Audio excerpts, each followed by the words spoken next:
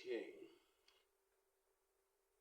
Hi, this is Otaze Alfonso Sugochukwu, and I am an agro entrepreneur. I think that's the word that captures the work I do. But to be specific, I simply help design systems, agricultural systems that help people execute their agribusinesses, and would usually look at those as consultants, and the kind of words that go with such titles: consultants, agro consultants, agro entrepreneur, and all that. But beyond all those descriptions, I help people implement agricultural templates, systems that they put in place to help their agribusinesses run effectively. And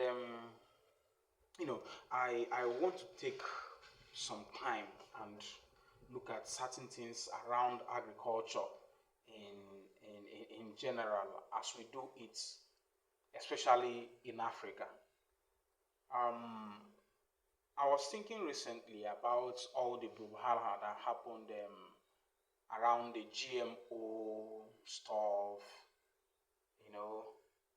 the noise it generated, the rejection it got, and all that. And I was thinking, there are multiple statistics that clearly explains that at the rates we are producing food, we may not be able to effectively feed the population of the world, which is still growing. Yes, in some parts of the Western world, we see population decline with respect to birth rate and all that. But we know that Africa is exploding. We know that the human race generally in number is growing, and there's clear statistics that if we continue to grow food the way we grow it, we may not be able to feed the next generation. So it's important that we get food and increase productivity in the food industry. Fortunately or unfortunately, though, GMO became somebody's solution. Let this one seed produce 100 times than it usually produces.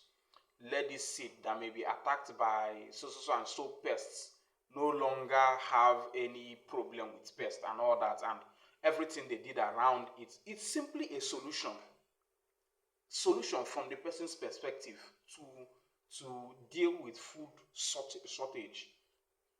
And unfortunately, there are side effects, and that's one thing with human solutions to things. There's always side effects to that, and we stay away from that solution because of the side effects we see there. So what then is our solution? Are we simply going to continue to grow food at the pace we grow it, at the inefficient pace we grow it, with all the inefficiency across the system, both at the production level, even at the planning level, at the production level, at the processing level, even at the distribution level? A lot of inefficiencies all across the system. Are we really going to continue that way? And where is it getting us to? What's the outcome? So we really need to think beyond the current way we are thinking agriculture. Agriculture needs to be systematic. It's important that we no longer wait for nature to give us rain before we start producing. I live in Enugu State, and every production is winding up.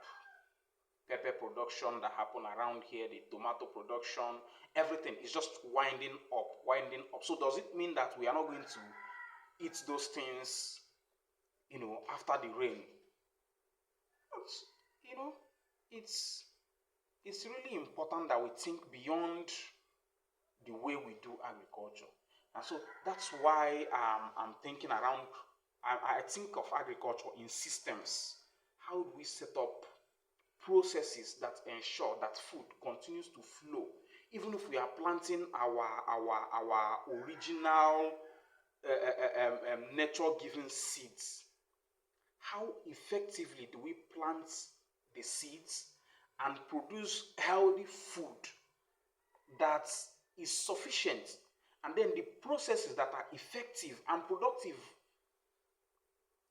is going to produce the food, is going to produce it in time, is going to produce it when needed, and then it's going to maintain the quality that is required from the food we are eating. So that's why I think I want us to go through a series of videos, a series of lectures, a series of idea or brainstorming, and then also including some of the things that we've done in the past, and then new ideas that we are going to bring in place, so that we think about agriculture systematically. We think about agriculture in a way that helps us deal with hunger, because at the end of the day, it's about dealing with hunger and malnourishment in the society.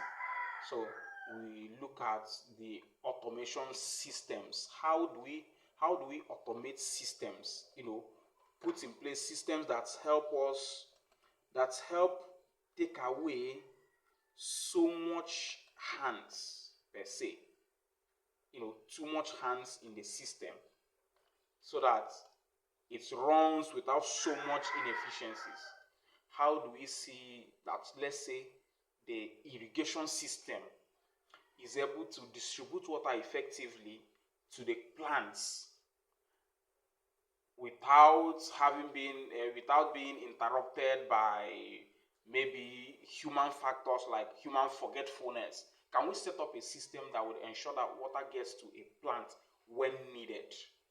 Can we set up a system that ensures that the plants are harvested when needed, so that it's not when they ripe, now we let them get attacked by pests, and then we start dealing with pesticides and the rest of them that we use for protecting the crops?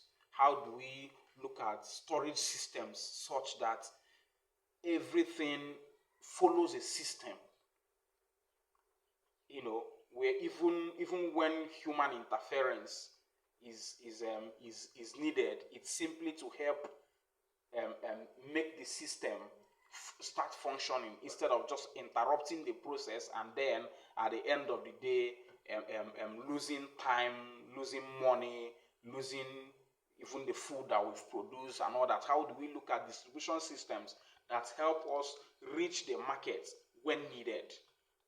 These are things we are going to look at. We'll look at how certain technological tools will help us create the effectiveness that we need across agricultural value chain.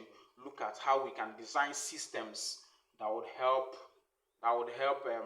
make our time more productive and make our agricultural experience more productive and more enjoyable, if we want to put it that way. That's generally what we are going to look at in the series of video we'll be presenting. It's just going to be inspiring, and it's going to be a lot of ideation, creating ideas from so many things that are happening in our world, and I know you would enjoy it. So you stay tuned. Let's deal with agriculture in a way that is productive for all of us. Yeah. So it's me, Tazi Alfonso Sugochukwu, your agricultural consultant, and as time goes on, you get to know me better. Yeah. Thank you.